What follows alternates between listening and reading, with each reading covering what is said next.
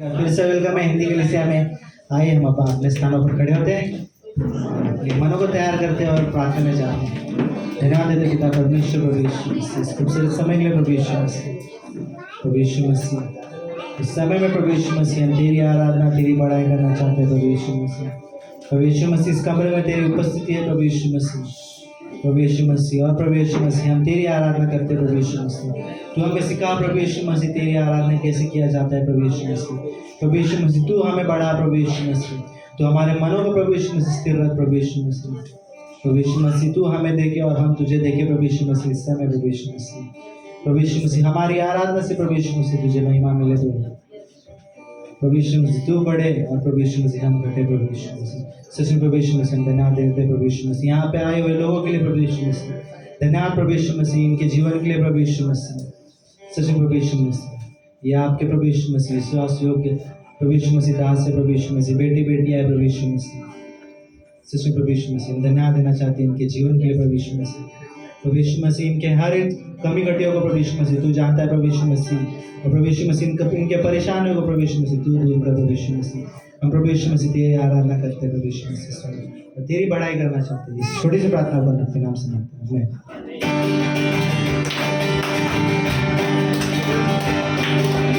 जिंदगी मेरी बदल गई जब से मसीह को पाया है। गिर गई है कलियां नहीं, यीशु बहार लाया है। जिंदगी मेरी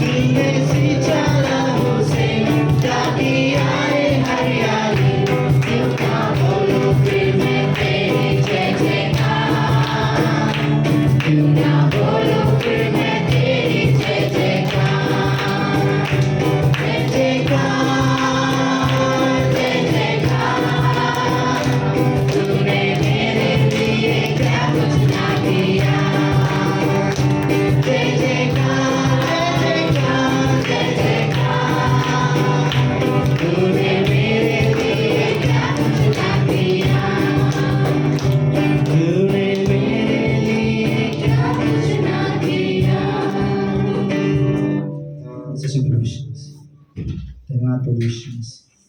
सच्चे प्रभु यीशु मसीह, तेरे जीवन के लिए प्रभु यीशु मसीह धन्यवाद देते प्रभु यीशु मसीह। सच्चे प्रभु धन्यवाद देते प्रभु यीशु मसीह कि तूने प्रभु यीशु मसीह हमें अपने आदर के योग्य बनाया प्रभु यीशु मसीह। तूने प्रभु यीशु मसीह हमारी परेशानियों को दूर किया प्रभु यीशु मसीह। प्रभु यीशु मसीह तूने हमारे लिए उस क्रूस पर प्रभु यीशु मसीह निंदा सही प्रभु यीशु मसीह। हर एक चीज़ों के लिए प्रभु यीशु मसीह धन्यवाद देते प्रभु यीशु मसीह। सच्चे प्रभु यीशु मसीह आज इस कमरे में प्रभु यीशु मसीह हम उपस्थित है प्रभु यीशु मसीह, क्योंकि प्रभु यीशु मसीह तूने हमें चुना है प्रभु यीशु मसीह। सच्चे प्रभु यीशु मसीह धन्यवाद देते प्रभु यीशु मसीह। तेरी बड़ाई होने दे प्रभु यीशु मसीह हमारे जीवन से प्रभु यीशु मसीह। तेरी महिमा को प्रभु यीशु मसीह हमारे जीवन से हमेशा होने दे प्रभु यीशु मसीह। सच्चे प्रभु यीशु मसीह तू बड़े प्रभु यीशु मसीह, हम घटे प्रभु यीशु मसीह। सच्चे प्रभु यीशु मसीह तेरी आराधना प्रभु यीशु।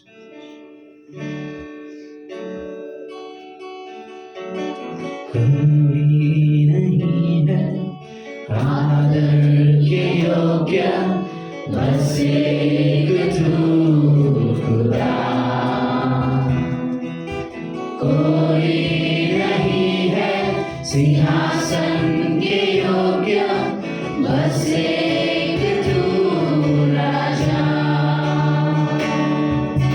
कोई नहीं है आदर के योग्य बस एक तू खुदा।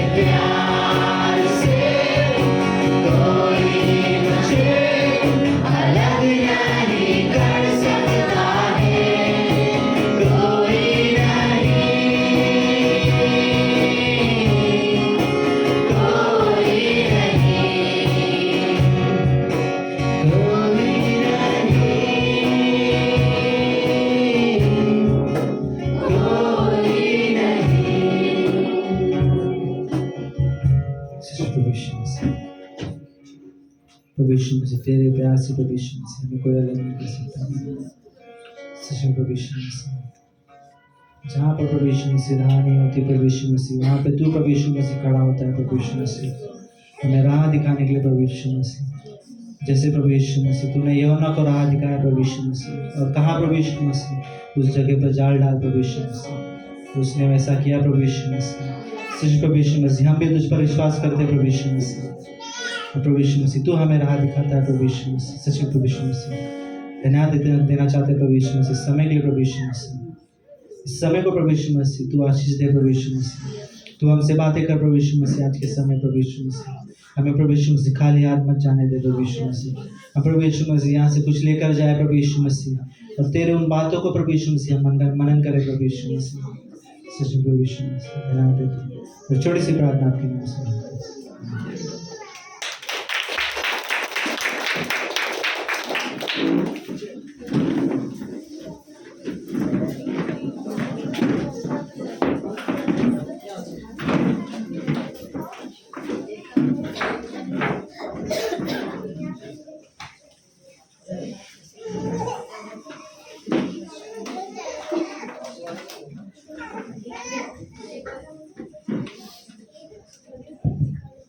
गुड इवनिंग, जय मसीह की सभी को। जय मसीह। सब लोग आनंदित हैं।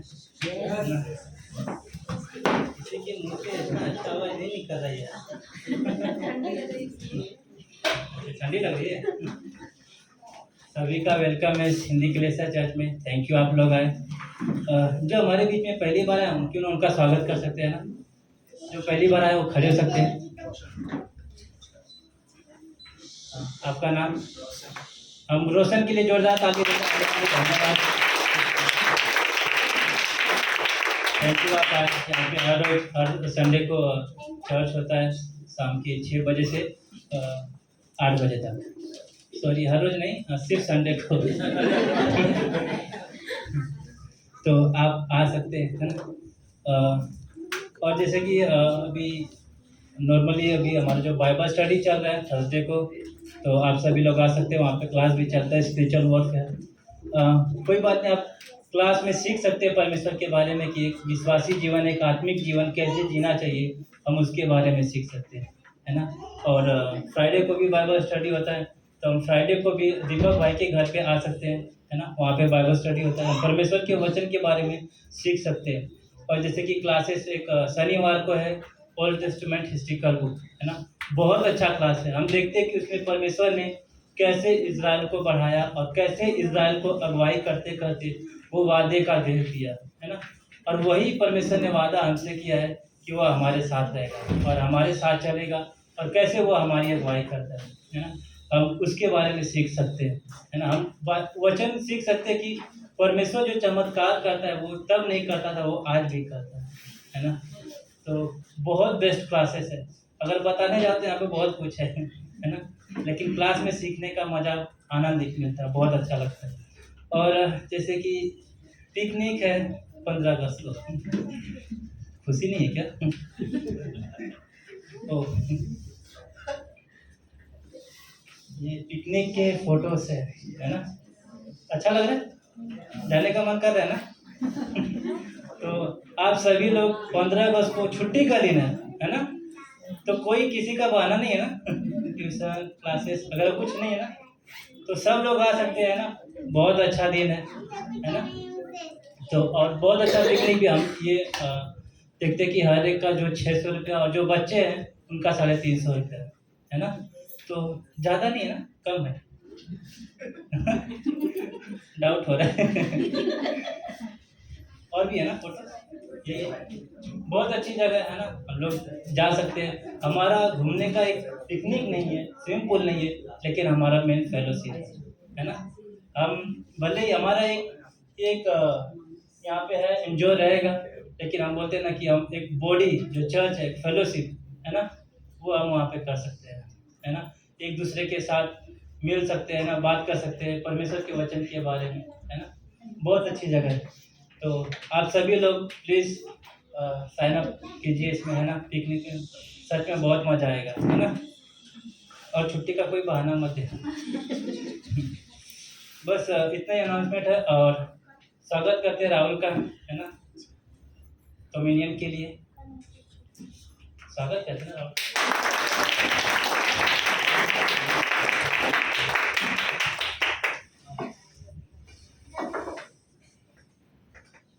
ये कम्युनियन का सॉन्ग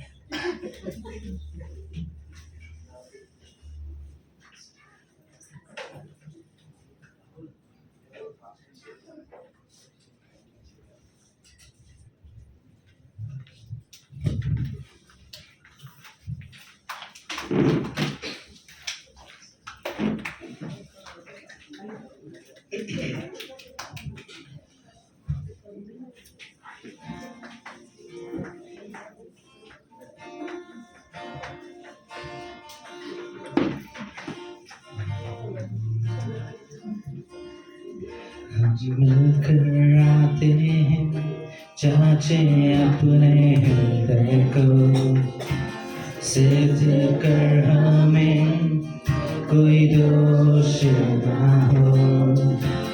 मेज पे तेरे है पाक खुदा, है बलिदानी यीशुआ। मिलकर आते हैं चाचे अपने हृदय को, सिद्ध कर हमें कोई दोष ना हो। मेज पे तेरे है पाक खुदा, है बलिदानी यीशुआ। करते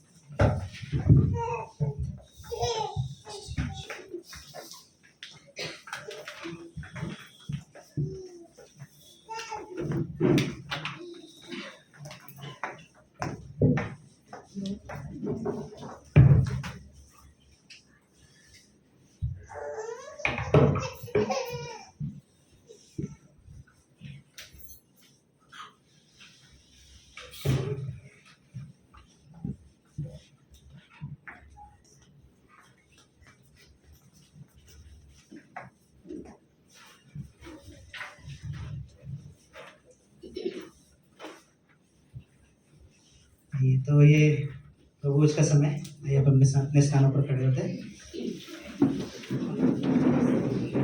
प्रभु भोज परमेश्वर की ओर से दी गई एक आज्ञा है, और जब तक यीशु मसीह फिर से नहीं आए तब तक प्रभु यीशु मसीह ने हमें कहा है कि मेरी याद में से लिया करो। इसीलिए हम महीने के पहले वीक में, हर महीने के पहले वीक में इसे लिए थे।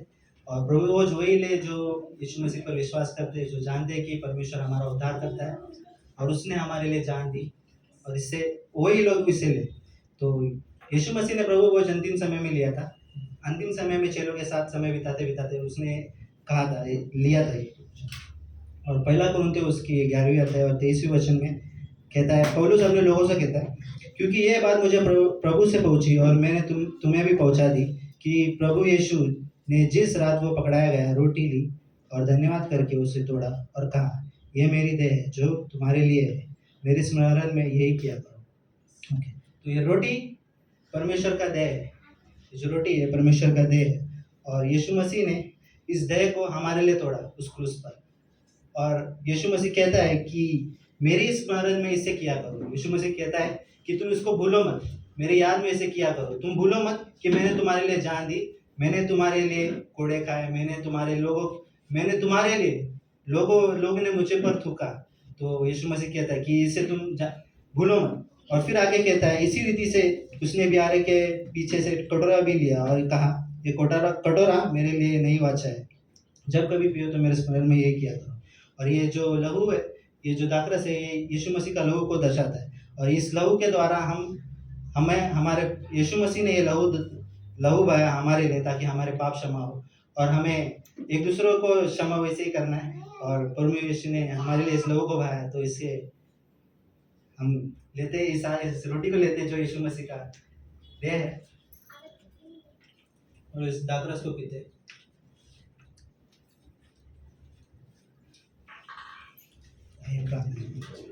धन्यवाद देते पिता परमेश्वर प्रभु यीशु मसीह, सच में प्रभु यीशु मसीह, धन्यवाद देना चाहते प्रभु यीशु मसीह कि तूने हमारे लिए प्रभु यीशु मसीह मार खाए प्रभु यीशु मसीह। और हम प्रभु यीशु मसीह इजीली ये चीज़ भूल जाते प्रभु यीशु मसीह, लेकिन तू प्रभु यीशु मसीह याद दिला प्रभु यीशु मसीह तेरे क्रूस की कथा के लिए प्रभु यीशु मसीह। सच में प्रभु यीशु मसीह धन्यवाद देते प्रभु यीशु मसीह कि तूने हमारे लिए जान दी, अपने खून को प्रभु यीशु मसीह हमारे लिए बहाया प्रभु यीशु मसीह। सच में प्रभु यीशु मसीह धन्यवाद देना चाहते हैं। और छोटी सी प्रार्थना आपके नाम से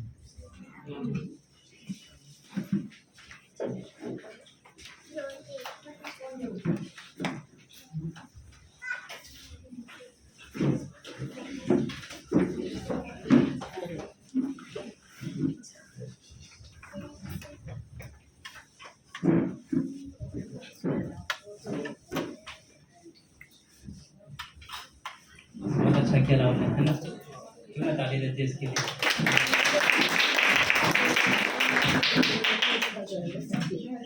ऑफरिंग का समय है। मेरे साथ एक वर्सेस खोल सकते हैं उसका, बाइबल में से 2 कुरिन्थियों उसका 9 अध्याय और उसकी 7वीं पंक्ति। 2 कुरिन्थियों 9 अध्याय उसकी 7वीं पंक्ति। हर एक जन जैसा मन में ठाने वैसा ही दान करे, न कूट के और न दबाव से, क्योंकि परमेश्वर हर से देने वाले से प्रेम रखता है।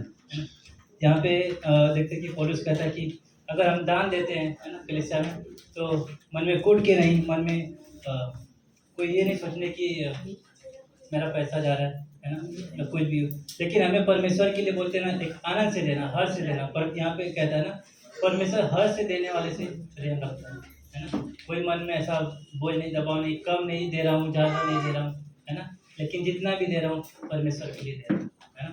बस यही सोचना है, क्योंकि जब हम मन में सोचते हैं तो एक वो आनंद से नहीं देते, है ना। मन में कूट के या कुछ सोचना, गलत है। जितना भी दे रहा हूँ परमेश्वर की दे रहा हूँ और बहुत है ना। जितना मेरे पास है मैं उतना परमेश्वर को दे रहा हूँ और वही परमेश्वर बहुत बढ़ाता है ना, फलवंत करता, आशीष देता है ना। तो हम मन में एक ठानेंगे कि जैसा हमें देना है वैसे ही देंगे, कोई कम नहीं कोई ज्यादा, है ना। सिर्फ परमेश्वर के लिए जितना है उतना है ना। क्यों ना प्रार्थना करते हैं। प्रभु जी धन्यवाद देते हैं इस समय के लिए। प्रभु जी सच में प्रभु आप सहायता करना, अगुवाई करना प्रभु जी, सच में जितना भी दे परमेश्वर हम आपके लिए दे प्रभु। जी हाँ पिता परमेश्वर धन्यवाद प्रभु।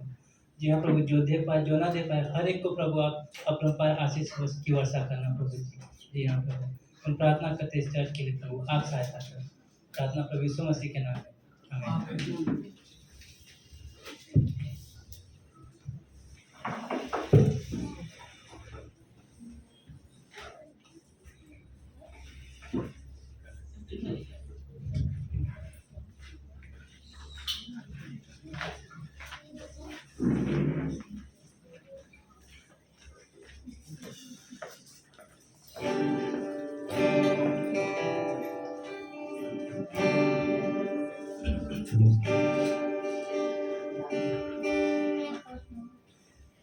आइए हम आज के स्पेशल सॉन्ग गाते हैं।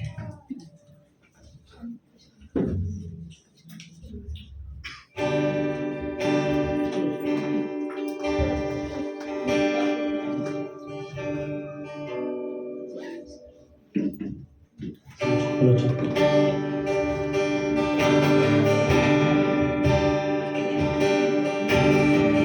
यीशु मसीह भरोसा मेरा, तू ही सहारा है मेरा। मुश्किल समय में तू ही दिलासा, साथ रहेगा तू सदा। आप सभी गा सकते हैं। यीशु मसीह भरोसा मेरा, तू ही सहारा है मेरा। मुश्किल समय में तू ही दिलासा, साथ रहेगा तू सदा। करुणा भलाई तेरी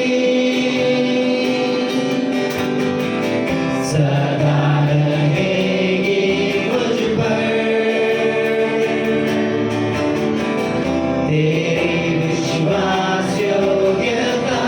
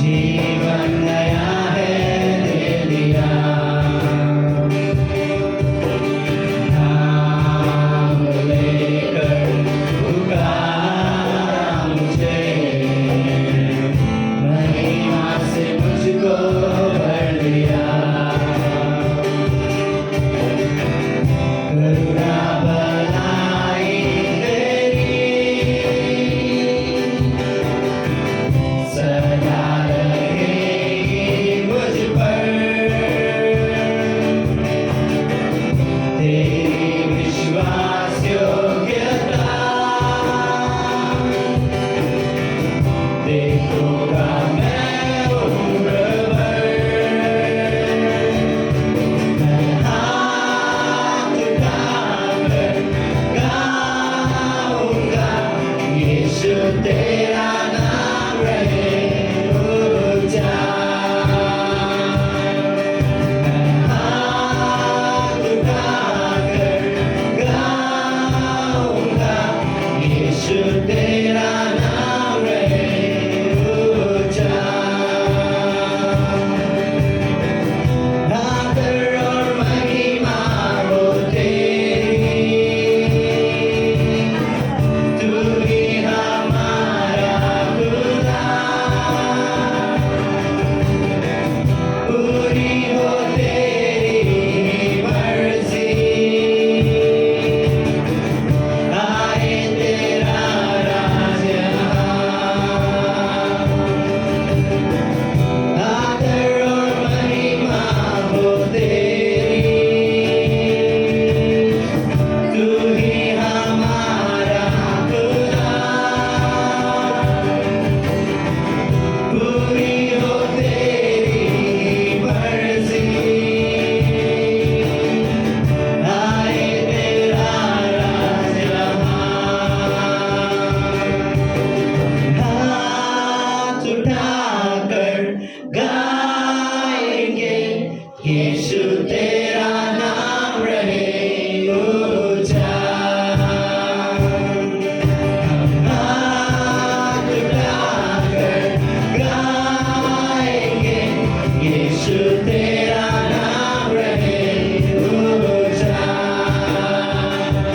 यीशु तेरा नाम रहे ऊंचा।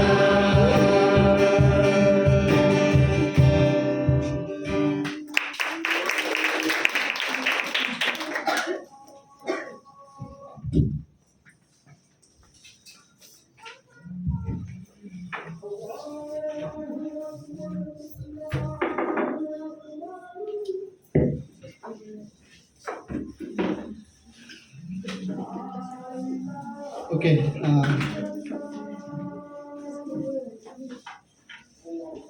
Happy birthday summer. समर वहां से देख रहे हैं। किसी ने समर को पूछा कि क्या तेरा भाई कहाँ पे है, तो बोलता है केक लाला है, लाला है, लाला है।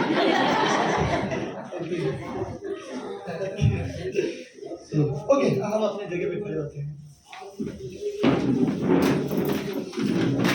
थैंक यू रोशन आने के लिए, फर्स्ट टाइम है और एवरी संडे यहाँ पर होता है। कोशिश करना कि आप आ सको और दोनों एक दूसरे को खींच सकते हो। तो प्रेषित उसको मिला सकता है, वो उसको। होशे की किताब, आज जिस अध्याय को मुझे बात करना है, मेरे मन में मुझे एक परमेश्वर का प्रेम या फिर परमेश्वर का हृदय।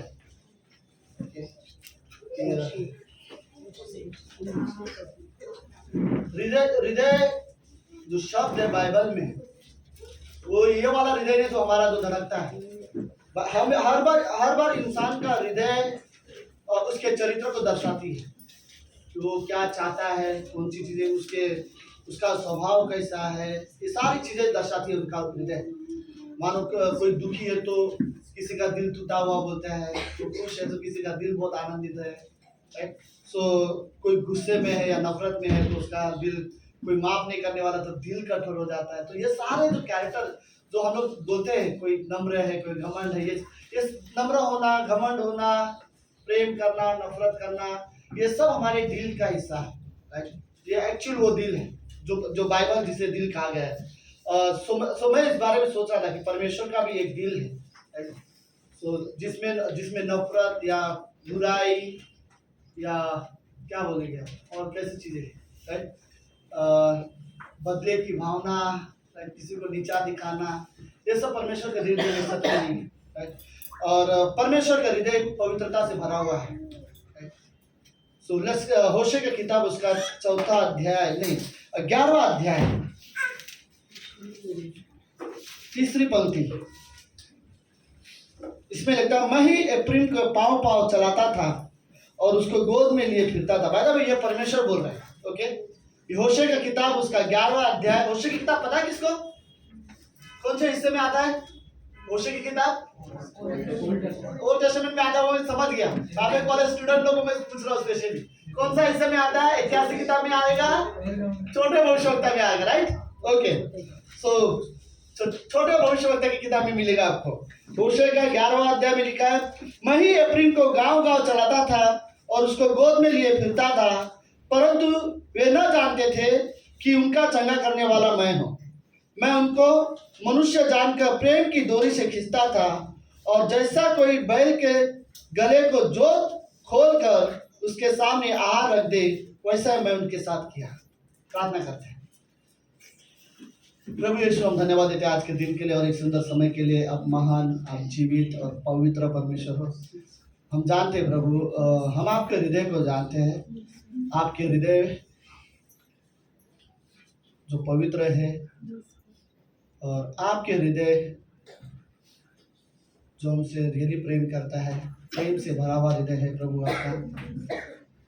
रियली धन्यवाद देते हैं। आप इंसान जैसे नहीं हो, जैसे हम नाराज हो जाते हैं, बात करना बंद कर देते हैं, या गुस्से में बात करते हैं, या नीचा दिखाने की कोशिश। गॉड, आप वैसे नहीं हो प्रभु, आप रियली पवित्र हो। धन्यवाद देते प्रभु यीशु। आज की शाम की सभा को आप आशीष देना। धन्यवाद की प्रार्थना यीशु मसीह के नाम से करते हैं, आमीन।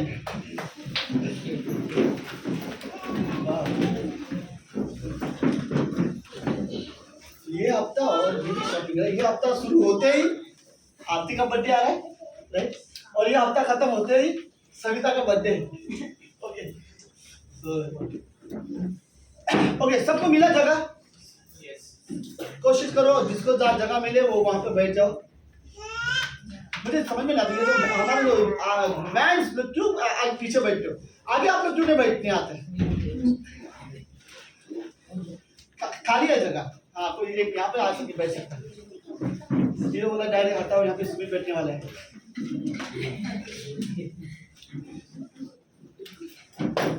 ओके, सब लोग ठीक हो? लेडीज लोग स्पेशली जो ऑलरेडी एक्सेशंस करके आए हैं। तो बाय द वे, हर महीने का पहला संडे लेडीज लोग का आपस में एक फेलोशिप टाइम होगा, जो आप लोग करते हो, ये रियली जरूरी है। ओके, तो आप हफ्ते में, महीने में एक संडे आपको किसी ना किसी का घर ढूंढो जहां पर आप मिलो और डेफिनेटली फेलोशिप कर सकते हो। कि ये अच्छा समय रहेगा। ओके, तो लेट्स होशे की किताब में हम लोग जाते हैं। ओके, पहले हम लोग एक कहानी, इस अध्याय में परमेश्वर बोलता है एप्रिम एक शहर का नाम है जहाँ के लोग हैं, जो इजराइल के 12 गोत्रों में से एक शहर, जिसको परमेश्वर बोलता है कि मैं इसे उठाता था, बच्चे की तरह लेके घूमता था, गांव गांव में घूमता था, मैं उसकी जरूरत की चीजें पूरा करता था। और ये भी अच्छा उदाहरण दिया। मानो को पता है, अगर बैल खेती करके आ जाता है तो उसके बाद जब वो थक जाते हैं तो उसके क्या बोलते हैं, उससे गले में से उसके रस्सी खोल देना और उन्हें उनके सामने खाना परोसना। तो परमेश्वर बोलता है इजराइल के साथ मैंने ऐसे ही किया कि उनको उस तरह से मैं खाना परोसता था, और ये मेरा तरीका था उनके साथ। लेकिन फिर भी वो नहीं जानते थे कि उनका चंगा करने वाला परमेश्वर मैं हूँ, वो मुझे जानते नहीं थे। और भी परमेश्वर ने एक और बड़ा अच्छा है, बोलते प्रेम की डोरी से मैं उन्हें खींचता था अपनी को। परमेश्वर का खींचने का तरीका बोलते ना, दादागिरी करने वाला या जोर जबरदस्ती वाला तरीका परमेश्वर का नहीं था। परमेश्वर प्रेम से खींचता था। और उस पंक्ति में चलो पहले हमें होशे की कहानी सुन लेते कि होशे की कहानी कैसी है। पर मैं इस कहानी में होशे का कैरेक्टर आपको दिखाई देता है, लेकिन होशे को जो भी परमेश्वर करने बोलता है उसके पीछे परमेश्वर अपना दिल प्रकट करना चाहता है कि मैं क्या सोचता हूँ। तो हुआ ये, सब लोग है कहानी में? ओके, तो हुआ ये एक दिन। ओके, उससे पहले इजराइल बहुत पाप कर चुके हैं, इजराइल परमेश्वर से दूर जा चुके हैं, बुराई करने लगे हैं। तो इजराइल में उस समय में कोई भी परमेश्वर की आराधना करने वाले लोग नहीं है, पर कोई परमेश्वर को ढूंढने वाला व्यक्ति नहीं था। जो राजा आता था, एक एक इंसान आता था, मंदिर की चीजें बेच देते थे और कुछ चीजें उसमें से रखते नहीं थे। और कोई ऐसा व्यक्ति नहीं था जो वहां पर आराधना करे, लोगों को बुलाए और परमेश्वर की महिमा करे, आराधना करे, परमेश्वर के बात करे। ये सारी चीजें करने वाले कोई लोग नहीं थे वास्तव उस समय में। तो उस समय में परमेश्वर ने होशे और सब अपने आप में बिजी थे, अपनी अपनी जिंदगी बनाने में सब बिजी थे। किसी को इस बात से कोई मतलब नहीं था कि परमेश्वर कौन है, क्या है। हर इंसान अपना घर, अपना परिवार देखता था। ओके, और उस समय वहां का एक नबी था जो भविष्यवक्ता था, होशे परमेश्वर उसके पास गया और परमेश्वर ने होशे से कहा, कहानी को सुनो। परमेश्वर ने होशे से कहा कि होशे मेरी एक बात सुन, मैं चाहता हूँ कि तू शादी कर। होशे थोड़े समय के लिए खुश हो गया, ओके गॉड आप मेरी शादी कराना चाहते हैं, राइट। तो परमेश्वर शायद होशे ने अपना मर्जी बताया होगा, प्रभु मैं बताऊं मुझे कौन कौन पसंद है। परमेश्वर बोला नहीं, तू अपनी इच्छा मत बता, मैं बताऊंगा तुझे किससे शादी करना है। फिर परमेश्वर ने उससे बोला, होशे तुझे एक वेश्या से शादी करना है। ओके, होशे ने परमेश्वर को देखा, बोलता है प्रभु क्या आप सच में चाहते हो मैं वेश्या से शादी करूं? आपको पता आप क्या बोल रहे हो? पर होशे ने परमेश्वर ने कहा हाँ मैं अच्छे से जानता हूं मैं क्या बोल रहा हूं, मैं तुझे जो बोल रहा हूं तू वो कर, तू जा और एक वेश्या को लेके आ जिसके ऑलरेडी बच्चे हैं, तू उससे शादी कर। फिर परमेश्वर की आज्ञा के अनुसार होशे गया, होशे ने उस स्त्री से लेके आया, उस स्त्री के साथ शादी किए। होशे के उस स्त्री के जरिए 3 बच्चे हुए और 3 बच्चे होने के बाद कुछ साल तक 3 बच्चे हुए, मतलब ऑलमोस्ट 4 साल 5 साल, राइट, 5-6 साल तक ये एक दूसरे के साथ ठीक ठाक रहे। फिर 5-6 साल के बाद ये जो होशे की जो पत्नी थी, जो वेश्या थी, ये दोबारा वेश्या का काम करने के लिए चली गई। उसने होशे को छोड़ दिया, अपने बच्चों को भी होशे के पास छोड़ दिया और वो अपने वहां पे चली गई। जो वो काम करती थी वेश्या का, वो दोबारा उसी लाइन में चली गई। फिर उसके बाद परमेश्वर होशे के पास आया और परमेश्वर ने होशे को पूछा, होशे तेरी पत्नी कहाँ है? होशे बोलता है प्रभु आप नहीं जानते वो कहाँ है? क्या आपको सच में नहीं पता वो क्या कर रही है आजकल? तो परमेश्वर ने उससे दोबारा पूछा, मैं पूछ रहा हूँ तेरी पत्नी कहाँ है? तो बोलता है वो वेश्या का काम कर रही है, वो दोबारा उसी जगह पे चली गई है। तो परमेश्वर बोलता है जा उससे वापस प्रेम कर और उसे दोबारा लेके आ। और होशे परेशान है, होशे ने दोबारा परमेश्वर को पूछा, एक मिनट प्रभु आप पहले आपने बोला वेश्या से शादी करो, मेरा मैरिज लाइफ खराब हो गया, राइट, मैंने उससे शादी किया और अब आपको पता है कि हमारे 3 बच्चे होने के बाद वो दोबारा वेश्या का काम कर रही है और आप मुझे बोल रहे हो कि उसे वापस लेके आओ। परमेश्वर ने बोला हाँ तू जा और उसे वापस लेके आओ। सुनो इस कहानी में प्रॉब्लम ये है, अब वो जाके दोबारा उसी एरिया में जा चुकी है, वहां पर रहती है, वो करती है। अब होशे को अगर उसकी पत्नी को छुड़ा के लाना है तो उसे 30 रुपए देना होगा। उस जमाने में 30 रुपए बहुत ज्यादा थे, ओके 30 रुपए, और होशे के पास पैसा नहीं था। तो पता है होशे ने क्या किया? अब परमेश्वर बोल रहे हैं कि अपनी उसकी पत्नी को, फिर भी तो अपनी पत्नी गलत है, फिर भी जा उसे प्रेम कर और उसे लेके आ। तो होशे को समझ में नहीं आया। होशे ने क्या किया, उसके पास सिर्फ 15 पैसे, 15 रुपए थे और 15 रुपए थे तो होशे ने क्या किया, अपने घर के कुछ सामान बेचे और सामान जाके कबाड़ी वालों को दिया, उसने बेचा, फिर और 15 रुपए आए, फिर जाके होशे ने अपनी पत्नी को छुड़ाया। और फिर परमेश्वर बोलता है उससे सच्चे दिल से प्रेम कर। होशे ने परमेश्वर को बोला क्या करना चाहते हो आप, क्या संदेश, आप ये मुझे क्यों बोलना चाहते हैं, आप मुझे वो डायरेक्टली समझाओ। फिर परमेश्वर ने होशे बोला तुझे कैसा लगा उससे प्रेम करने? पर होशे बोलता है पहली बार मैंने बोला चलो ठीक है मैं कर लेता हूं, लेकिन दूसरी बार मुझे तकलीफ हुई क्योंकि मैं पहले से मुझे बुरा लगा उसने जो किया। तो परमेश्वर ने होशे से कहा तुझे पता है मुझे भी बुरा लगा है, मैंने इन्हें इजराइल देश से छुड़ा के लेके आया, मैंने उन्हें जो दूसरे के देश में 400 साल से बंधुआई से इजराइल देश, मैंने उनको वहां से छुड़ा के लेके आया और 40 साल मैंने जंगल में उनकी अगुवाई की।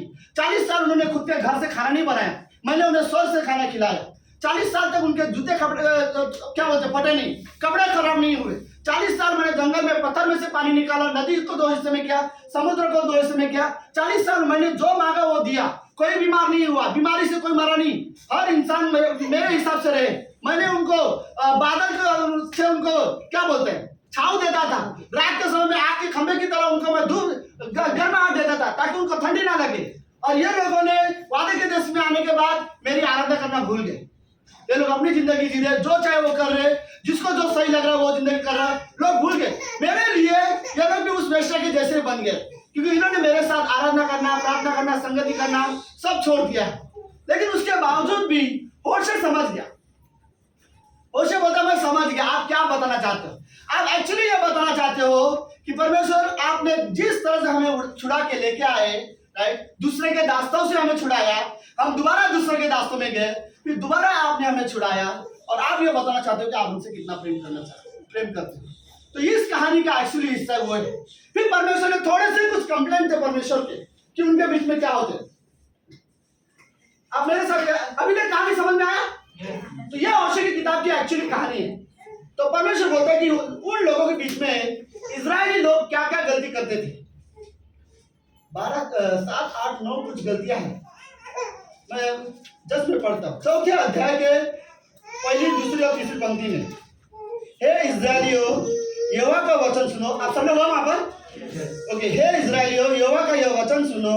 इस देश के निवासियों के साथ यहोवा का मुकदमा है। इस देश में न तो कुछ सच्चाई है। सुनो, अभी वाले हिस्से में वो पाप वाले हिस्से बात कर रहा है। बुराई क्या है इजराइलियों में? इस देश में न तो कुछ सच्चाई है, न तो कुछ करुणा है, न तो कुछ परमेश्वर का ज्ञान है।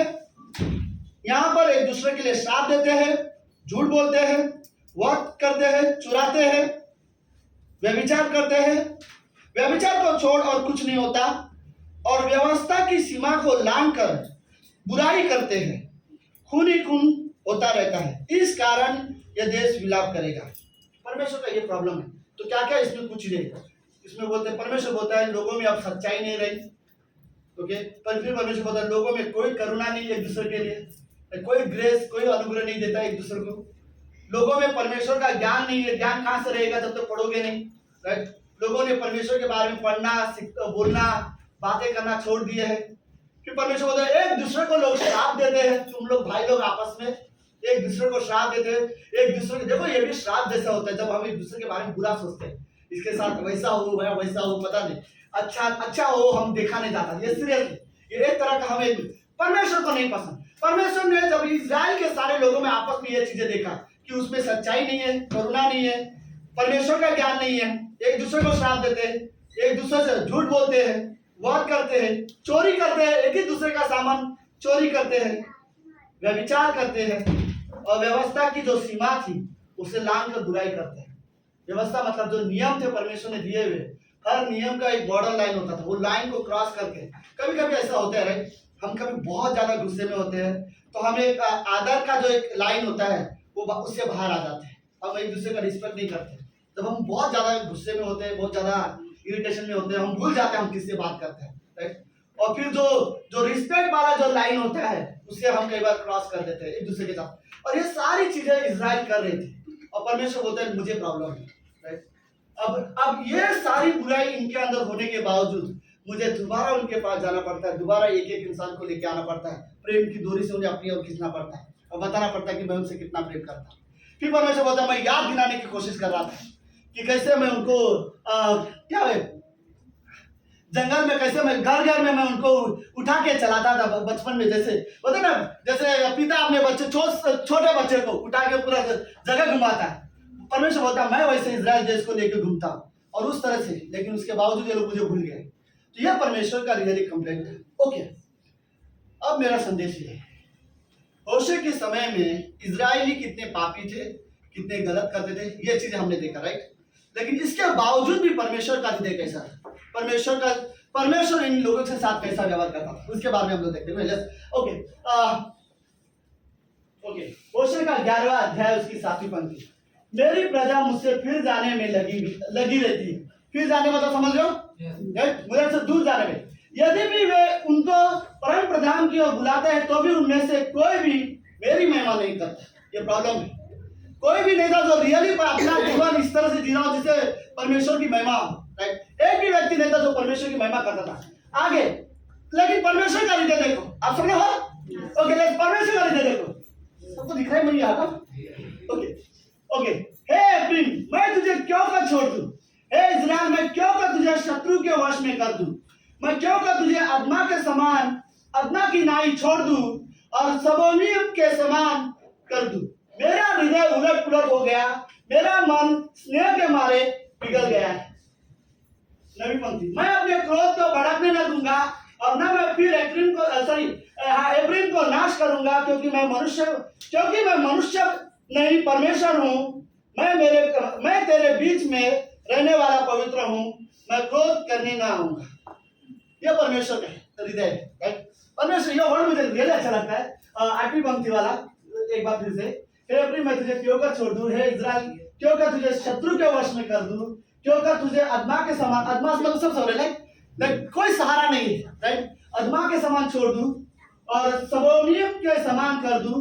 मेरा हृदय उलट पुलट हो गया, मेरा मन स्नेह के मारे पिघल गया है, राइट? मेरा मन है, मेरे मन में रियल अभी भी प्रेम। ओके, तुम कुछ गलत करते हो, मैंने तुम्हारे बारे में चीजें सुना, और परमेश्वर बोलता है हाँ मैं नाराज हूँ, मुझे बुरा लगता है, ये चीजें सुनकर। अब एक आदमी तो चाहिए होशे जो ये सारी बातें इजराइल को बताए। इसलिए पहला परमेश्वर ये होशे को समझाने के लिए बोलते हैं जा तू वेश्या से शादी कर। वो वेश्या से शादी करता, फिर वो उसको छोड़ के चली जाती है, फिर बोलते जा उसे प्रेम करके लेके आ। और होशे को बुरा लग रहा है तो अगली बार उसे प्रेम करना, उसके लिए कीमत चुकाना। परमेश्वर बोलता मैंने वो किया है, राइट। मैं ये दिखाना चाहता हूँ मैंने कैसा प्रेम किया है, इसीलिए मैंने तुझे वो कहा था, राइट। और उस बार होशे समझा, उसके बाद होशे जाके अपने लोगों को परमेश्वर के बारे में इजराइलियों के बीच में प्रचार करता है। समझ में आया? ये चीजें बड़ा आसान है। सुनो, अगर आप होशे की जगह हो, अगर आपको लोगों को परमेश्वर के प्रेम के बारे में बताना है तो सबसे पहले आपको खुद समझना होगा कि परमेश्वर का प्रेम कैसा है। जब आप खुद समझोगे कि परमेश्वर सच में कितना प्रेम करता है, फिर आपको आसान होगा जाके बताना, राइट। अब होशे समझ गया, अब होशे अच्छे से समझ गया कि परमेश्वर क्या कहना चाहता है और परमेश्वर कितना अपने लोगों से प्रेम करता है। होशे अच्छे से इस बात को समझ गया और इसलिए होशे बोलता है ओके। अब होशे इसके बाद जाके सुसमाचार प्रचार करने जाता है। तो कई बार ये विश्वासी को जरूरत है कि हम परमेश्वर के बारे में जाने, राइट। उस 8-9 जो गलतियां थे इजराइल में, उस एक गलती उसमें क्या था, लोगों को ज्ञान नहीं है परमेश्वर का, राइट। कई बार ये चीजें रियली प्रॉब्लम है। कईयों को नहीं पता प्रार्थना का मतलब, लेकिन कईयों को नहीं पता कि परमेश्वर के अनुग्रह के बारे में। तो मैं आपको एक बात बता, सुनो, परमेश्वर बाइबल की पूरी किताब आप देखो, हर जगह आपको परमेश्वर का प्रेम दिखेगा, राइट। परमेश्वर अपने लोगों से सच में प्रेम करता है और हर जगह परमेश्वर हर एक से प्रेम करता है, चाहे वो कोई भी हो, कैसा भी हो। परमेश्वर के कुछ स्वभाव हम जानते हैं, जैसे कि वो प्रेमी परमेश्वर है, वो अनुग्रहकारी परमेश्वर है, वो दयालु परमेश्वर है, वो न्यायी परमेश्वर है, वो न्याय भी उतना ही पवित्र, वो पवित्र परमेश्वर है, वो सर्वज्ञानी परमेश्वर है, मतलब सब कुछ जानता है, वो सर्वशक्तिमान परमेश्वर है, जैसे उसके जैसा कोई शक्ति नहीं है। तो ये, लेकिन मैं ये बताना चाहता हूँ, ओके, परमेश्वर हम लोगों से प्रेम करता है, इसलिए वो सारी चीजें करता है। सबसे पहले परमेश्वर लोगों से क्या करता है? प्रेम। उसके बाद वो, अगर वो हमें अनुग्रह देता है क्योंकि वो हमसे प्रेम करता है, अगर उसने हमारे पाप क्षमा किए क्योंकि वो हमसे प्रेम करता है, राइट। अगर वो हम पर दया दिखाता है वो इसलिए क्योंकि वो हमसे प्रेम करता है। देखो, अगर प्रेम नहीं करोगे तो आप किसी को दया नहीं दिखा पाओगे, राइट। अगर आप किसी को पाप को क्षमा करना चाहते हो तो इसलिए ताकि प्रेम करते हो। परमेश्वर ने हमारे सारे अपराध इसलिए क्षमा किए क्योंकि वो हमसे प्रेम करता है। और इतना ही नहीं, यीशु मसीह धरती पर मनुष्य बन के क्यों आया? क्योंकि वो हमसे प्रेम करता था। याद है यूहन्ना 3:16, परमेश्वर ने जगत से क्या किया? ऐसा प्रेम किया कि उसने अपना इकलौता पुत्र दे दिया। प्रेम किया, कीवर्ड उसमें क्या है? परमेश्वर ने अपने लोगों से प्रेम किया, जिसकी वजह से वो हर चीज करता है। यीशु मसीह क्रूस पर हमारे बदले मारा गया क्योंकि वो हमसे प्रेम करता था, राइट। बाइबल ये बोलते हैं कि यीशु मसीह वापस हमें लेने के लिए आने वाला है, राइट, क्योंकि वो हमसे प्रेम करता है, राइट। और इतना ही नहीं, यीशु मसीह वो मारा गया, वो गाड़ा गया, और तीसरे दिन जीवित हुआ। और इतना ही नहीं, बल्कि हमारे पाप यीशु मसीह के ऊपर डाले गए। वो सारे चीज इसलिए हुए क्योंकि वो हमसे प्रेम करता है। और ये परमेश्वर का ये तरीका है, वो हमसे प्रेम करता है और प्रेम की वजह से वो सारी चीजें करने के लिए तैयार था। और इतना ही नहीं, आज भी वो हमारी प्रार्थना का उत्तर सुनता है क्योंकि वो हमसे प्रेम करता है। कई बार लोग प्रार्थना करते हैं परमेश्वर, अगर हम गलती भी करें और हम माफी मांग भी ले, पहला यूहन्ना 1:9 में बोलता है यदि हम अपनी गलती को मान ले तो परमेश्वर विश्वासों के दर में वो हमारे सारे अपराधों को क्या करता है? क्षमा करता है, राइट। और वो इसलिए क्षमा करता है क्योंकि वो हमसे प्रेम करता है। अगर एक चीज परमेश्वर को स्वर्ग में जाके पूछोगे आप ये सारी चीज क्यों कर रहे हो, तो आंसर एक ही है, क्योंकि वो हमसे प्रेम करते हैं, राइट। और इस प्रेम को मैं सीरियसली कहना चाहता हूँ, परमेश्वर के प्रेम का जो कीमत है इस संसार के किसी चीजों के साथ तुलना में मत जुड़ा, राइट। कोई भी चीज हम विश्वासी को पता होना चाहिए, जितना मैं परमेश्वर को प्रेम करता हूँ उतना मैं किसी से प्रेम नहीं कर सकता, राइट। हाँ, लेकिन ये बात डेफिनेटली है, अगर मैं परमेश्वर से प्रेम करता तो डेफिनेटली मैं सभी को प्रेम करूंगा, राइट। क्योंकि परमेश्वर हमें वो चीजें सिखाता है कि हम एक दूसरे से प्रेम करें, राइट। और बाइबल में वो पंक्ति पता है, तुम अपने कैसी पंक्ति है वो, राइट, अपने पड़ोसी से वैसे प्रेम करो जैसे तुम अपने आप से करते हो, राइट। मतलब इसका क्या है? जैसा मैं खुद से प्रेम करता हूँ वैसे मुझे एक दूसरे से प्रेम करना है। अब ये बाइबल का पूरा हिस्सा प्रेम का है। यीशु मसीह की कहानी पूरी प्रेम का है, परमेश्वर की पूरी कहानी प्रेम का है। पवित्र आत्मा जो हमारे अंदर है, जो हमें अगुवाई करता है, उसका कारण सब प्रेम है। बाइबल में कोई भी इंसान देख लो, अब्राहम ने भी गलती की थी, राइट। अब्राहम ने भी हाजरा के साथ संबंध रखा था, लेकिन फिर भी परमेश्वर ने उससे प्रेम करना बंद नहीं किया। दाऊद ने बत्शेबा के साथ गलत संबंध रखे थे, लेकिन परमेश्वर ने प्रेम करना बंद नहीं किया था, राइट। और बाइबल में कोई पतरस ने यीशु मसीह को 3 बार इनकार किया, लेकिन यीशु मसीह जिंदा हो तो वापस किसके पास गया? पतरस को ढूंढने के लिए पतरस के पास गया, क्योंकि यीशु मसीह उसका प्रेम करना बंद नहीं किया था। तो आई थिंक ये परमेश्वर का है। और इस सारी चीजों में परमेश्वर का एक वर्ड मुझे उसमें जो अच्छा लगता है, परमेश्वर बोलता है, मे भी इसमें नहीं अगली पंक्ति में होगा, वो वर्ड बोलता है मैं मनुष्य नहीं हूँ, राइट, मैं इंसान के जैसा नहीं हूँ, और परमेश्वर रियली प्रेमी है। तो बाय द वे परमेश्वर का हृदय में एक ही चीज है, वो है प्रेम, राइट। और उस प्रेम से एक चीज परमेश्वर रियली ये चाहता है कि जिन लोगों को मैंने बनाया वो मेरे जैसे हो। दूसरा फिलिपियों का 2 अध्याय उसकी 5वीं पंक्ति लिखा, अपने में वो स्वभाव रखो जो यीशु मसीह में है, राइट। और यीशु मसीह में स्वभाव हमारे अंदर क्यों होनी चाहिए? परमेश्वर हमारे अंदर अपने स्वभाव देखना चाहता है, राइट। तो कोई भी माता पिता को पसंद आता है जब उनके छोटे छोटे बच्चे और धीरे धीरे जब बढ़ते हैं तो उसमें कुछ गुण जो होता है वो उनके अपने माता पिता के दिखा देते हैं, तो उनको अच्छा लगता है, राइट। ये बोलने में अपने पिता जैसा है, चलने में अपनी माँ जैसी है, तो ये चीज सुनकर रियली अच्छा लगती है। परमेश्वर को ये बातें रियली अच्छी लगती है जब वो सुनता है कि उसके जो लोग हैं उसके जैसे चलते हैं, उसके जैसे स्वभाव करते हैं, राइट, उसके जैसे लोगों से बात करते हैं, उसकी तरह ही लोगों से प्रेम करने लगे, उसकी तरह वो लोग भी वो भी ऐसा नहीं जैसे वो क्या चीजें थी वो लोग, चाहे जिनमें क्या था, जिनमें कोई सच्चाई नहीं, करुणा नहीं, श्राप देते हैं, झूठ बोलते हैं, चोरी करते हैं, व्यभिचार करते हैं, ऐसी चीजें नहीं। ओके, और एक सेम कहानी ऐसी है, जैसे यहाँ पर परमेश्वर होशे को समझाना चाहता था, ठीक वैसे ही कहानी। पता नहीं मुझे अकेले को गर्म हो रहा है कि हमारे ऐसे काम नहीं कर रहे हैं। हाँ, अच्छा ठंड लग रही है, चलो ठीक है, पता नहीं यहाँ खड़े होने के बाद ही मुझे क्यों गर्म लगती है। ओके, कोई बात नहीं, आप लोग सब लोग ओके। लेट्स यहेजकेल की किताब में और एक अच्छी कहानी, सेम ऐसी कहानी जिसमें परमेश्वर ये बताना चाहता था कि मैं प्रेम करता हूँ। ओके, एक दिन परमेश्वर ने बोलने की चालू किया तुमने? हाँ ठीक है, चलेगा, थैंक यू। ओके, अगर मैं पिचिंग करना बंद करूंगा तो विजय का बेटा पिचिंग करना स्टार्ट करेगा वहां पे। ओके, एक लास्ट कहानी। ओके, यहेजकेल की किताब में और एक बहुत अच्छी कहानी है।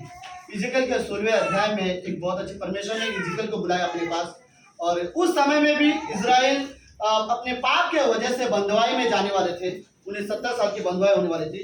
इससे पहले परमेश्वर ने यहेजकेल को बुलाया और यहेजकेल को बोला, यहेजकेल मुझे तुझे एक बात बतानी है। और परमेश्वर ने बोला, हाँ परमेश्वर बोलो, क्या बात है? परमेश्वर ने बोला, पता है कई साल पहले मैं जब इस सड़क पे जा रहा था तब मैंने वहाँ पे एक कचरे का ढेर देखा, और कचरे के ढेर पे मैंने एक छोटी लड़की को पड़ा हुआ देखा। और परमेश्वर बोलता है, मुझे उसको देखकर रोना आया, मुझे उसके हालात को देखकर बुरा लगा। मैं उस बच्ची के पास गया, मैंने उस लड़की को उठाया, मैंने उस लड़की को उसमें अच्छे से लिखा पढ़ना हुआ अध्याय, बोलता है मैंने उसमें से उसके जो लहू थे उसको उसमें थे, मैंने उसके लहू को साफ किया। बोलता है ठीक से नाल भी काटा नहीं था, मैंने घर जाके उसको ठीक से नाल काटा, फिर मैंने घर लेके जाकर उस बच्चे को अच्छे से निलाया, और निलाने के बाद मैंने उसे एकदम अच्छा वो किया, फिर मैंने उसे अच्छे कपड़े, मेरे कपड़े मैंने उसको लपेट कर उसे वो किया। उसमें लिखा हुआ मैंने अपने कपड़े फाड़ कर उसके माप के कपड़े सिलाए और उसको उसके कपड़े देकर उसको अच्छे से ढका। और फिर धीरे धीरे वो लड़की बड़ी होने लगी और वो लड़की बहुत सुंदर दिखने लगी।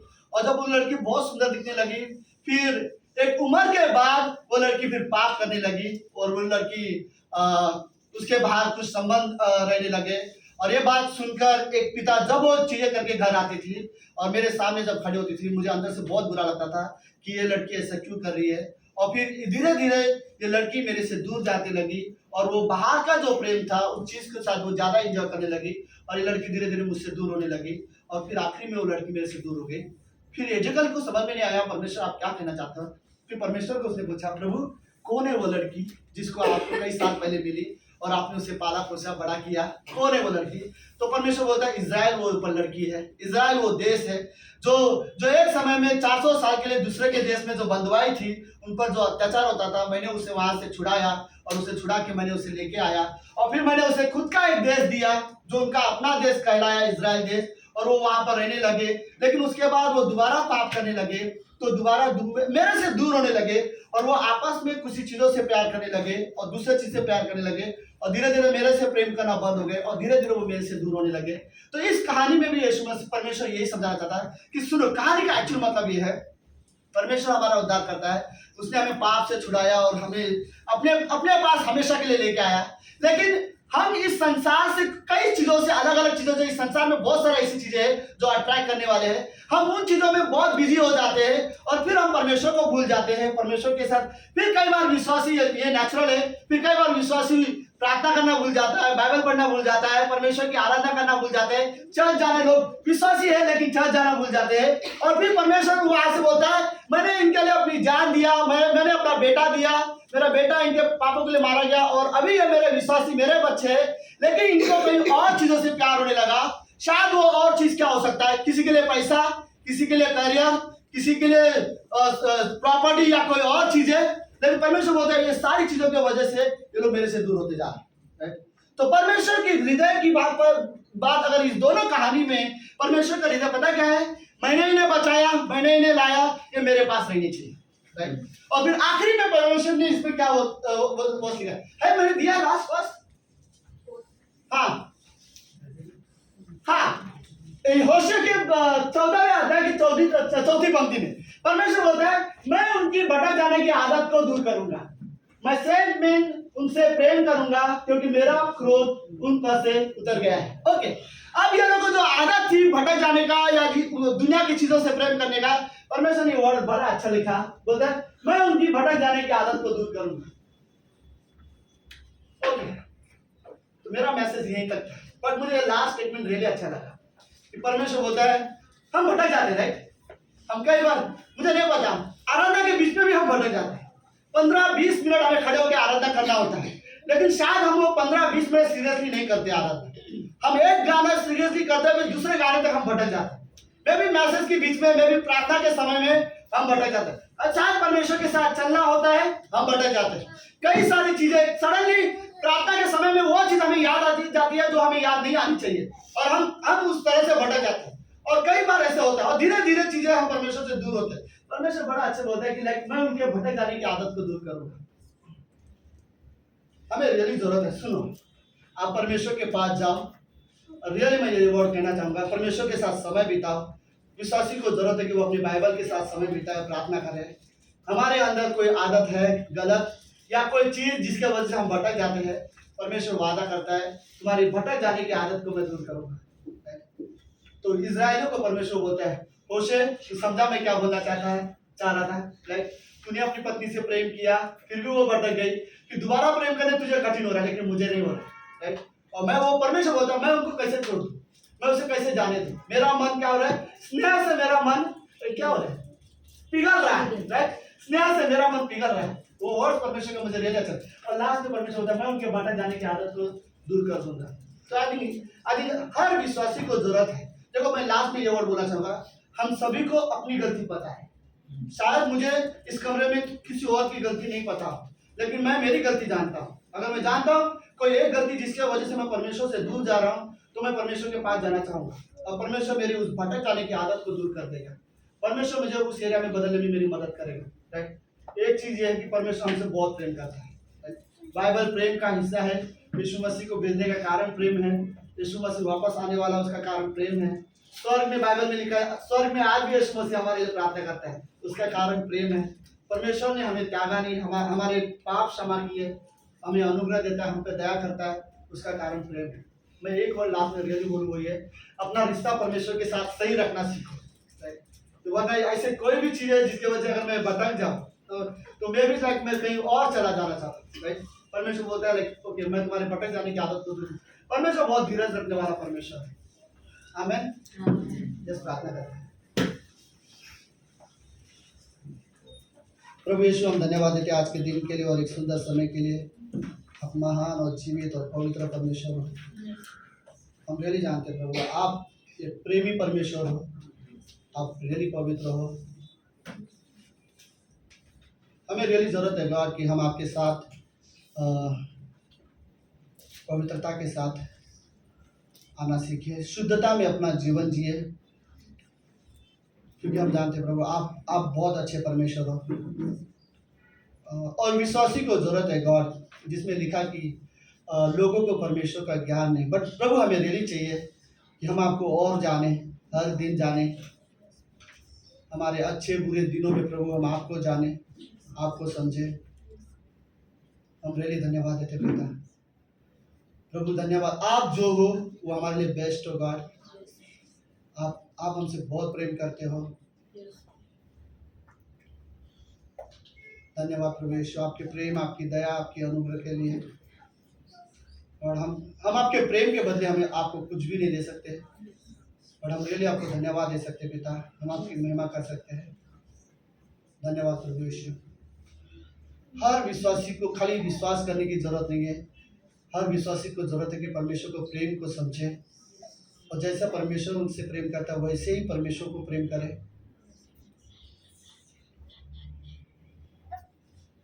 प्रेम लोगों के जीवन को बदलता है गॉड।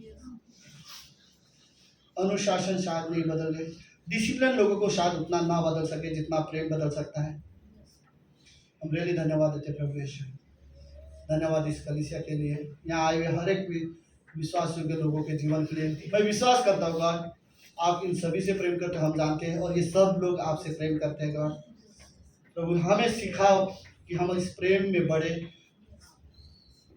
धन्यवाद प्रभु यीशु, धन्यवाद देते हैं। प्रार्थना यीशु मसीह के नाम से करते हैं, आमीन आमीन।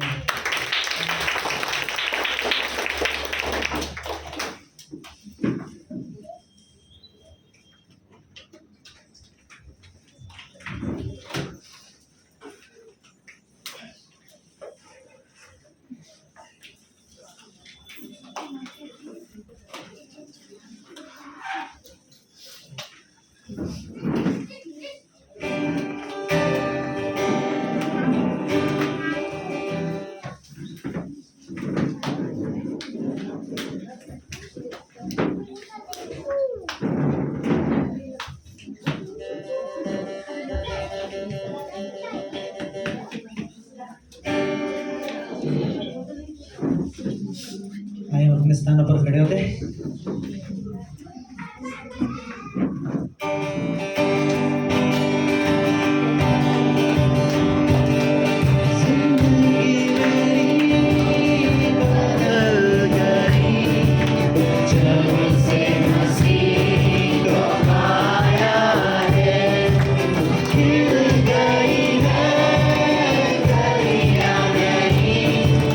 Yeshua,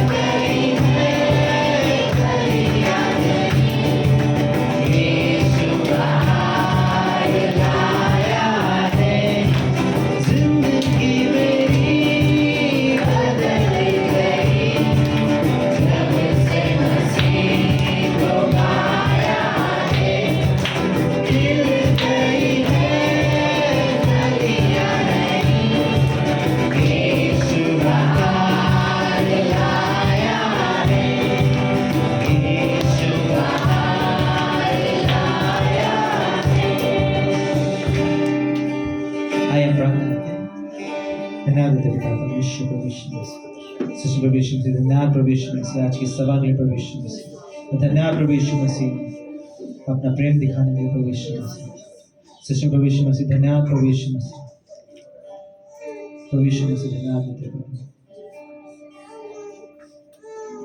हम तुमसे दूर हो चुके थे, लेकिन प्रभु यीशु मसीह तूने अपना प्रेम करने का छोड़ा नहीं प्रभु यीशु मसीह, सच में प्रभु यीशु मसीह, हम प्रभु यीशु मसीह तुझे छोड़ दिए थे, प्रभु यीशु मसीह तूने हमारे हाथों को हमेशा थामे रखा प्रभु यीशु मसीह, सच में प्रभु यीशु मसीह, तेरे उस प्रेम के लिए हम धन्यवाद देना चाहते हैं प्रभु यीशु मसीह, सच में प्रभु यीशु मसीह, इस वचनों को प्रभु यीशु मसीह हमें प्रभु यीशु मसीह हमेशा प्रभु यीशु मसीह याद रखे प्रभु यीशु मसीह, हम मनन करें प्रभु यीशु मसीह इस वचन के ऊपर प्रभु यीशु मसीह, तो कभी ना भूले प्रभु यीशु मसीह तेरे प्रेम के बारे में प्रभु यीशु मसीह, सच में प्रभु यीशु मसीह धन्यवाद देता हूं। छोटी सी प्रार्थना के नाम से